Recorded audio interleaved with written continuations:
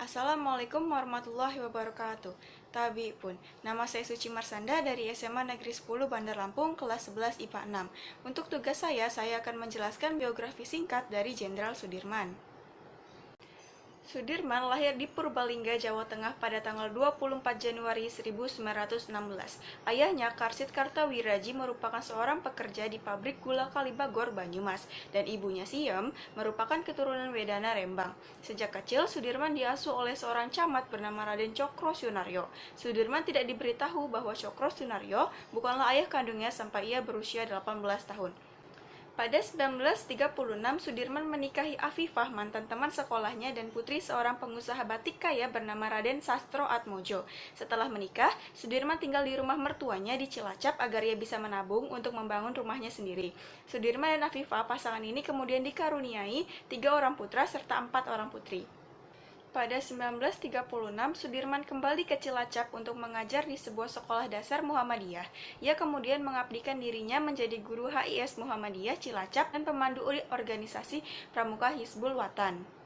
Selama mengajar, Sudirman sangat disegani oleh masyarakat. Pada zaman penjajahan Jepang, tepatnya 1944, Sudirman bergabung dengan Tentara Pembela Tanah Air PETA di Bogor. Sehubungan dengan posisinya di masyarakat, Sudirman dijadikan sebagai komandan dan dilatih bersama orang lain yang pangkatnya sama. Pasca Indonesia merdeka di penjajahan Jepang, ia berhasil merebut senjata pasukan Jepang di Banyumas. Kemudian beliau diangkat menjadi komandan batalion di Kroya setelah menyelesaikan pendidikannya. Setelah Indonesia mengikrarkan proklamasi pada 1945, Jenderal Sudirman melarikan diri ke Jakarta untuk menemui Presiden Soekarno. Sang proklamator menugaskan Jenderal Sudirman untuk mengawasi proses penyerahan diri tentara Jepang di Banyumas dan dilakukannya setelah mendirikan divisi lokal Badan Keamanan Rakyat. Ia lalu menjadi Panglima Divisi 5 Banyumas sesudah TKR. Pada tanggal 12 November 1945, dalam pertemuan pertama TKR, Sudirman terpilih sebagai pemimpin TKR setelah melalui pemungutan suara buntu 2 tahap. Sambil menunggu pengangkatannya, pada akhir November, Sudirman memerintahkan Divisi 5 untuk menyerang pasukan sekutu di Ambarawa. Pada 18 Desember 1945, Sudirman resmi diangkat menjadi Panglima Besar TKR setelah penarikan tentara Inggris lantaran diserang sejumlah pasukan yang diperintahkan. Biografi Jenderal Sudirman tidak lengkap jika tak membahas perang gerilya yang ia lakukan. Selang 3 tahun, sang jenderal menjadi saksi kegagalan negosiasi dalam Perjanjian Linggarjati dan Perjanjian Renville dengan tentara kolonial Belanda yang ingin kembali menjajah Indonesia. Sudirman juga menghadapi upaya kudeta tahta kepemimpinan pada 1948. Pada Desember 1948, Sudirman melakukan perlawanan terhadap agresi militer II Belanda yang terjadi di Yogyakarta. Beserta sekelompok kecil tentara dan dokter pribadinya, Jenderal Sudirman melakukan perjalanan ke arah selatan dan memulai perlawanan gerilya selama 7 bulan.